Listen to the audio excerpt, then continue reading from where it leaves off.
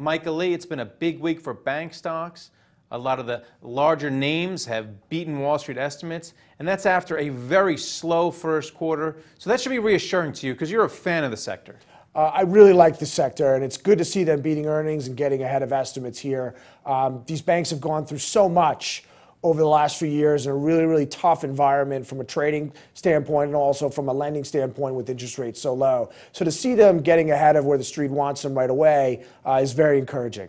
Well, one stock that you like is Wells Fargo. Of all the big banks that reported this week, they had the most mixed results. Costs were up and profits were down for the second straight quarter. What's going on there?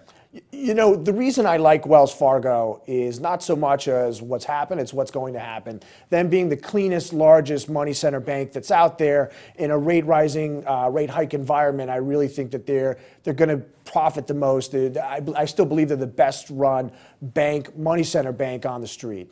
You're also a fan of Bank of America. Now, it seems though Brian Moynihan was very happy this latest earnings period. It seems as though the fines and the regulators are behind him. They can finally look forward.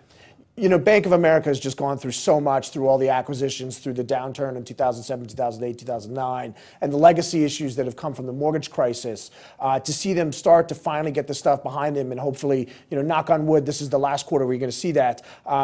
The most interesting part of Bank of America is they haven't moved anywhere near as much as some of the other big banks. So I think there's an opportunity for some real upside there, and with their size and scope in a rate rising environment. So you go from a really tough trading and banking environment to a really positive one that I think we'll see over the next 12 to 24 months. You know, this stock could really, really do well. And then finally, JPMorgan Chase, another name that you like, beat earnings this latest period. And Jamie Dimon even hinted that he may not come on the next earnings call. Maybe he's tired of them. I don't know. Tell me about the stock. Well, I really love JPMorgan. I've been a fan of it for a while now. One thing about JPMorgan is it continues to hit all-time highs.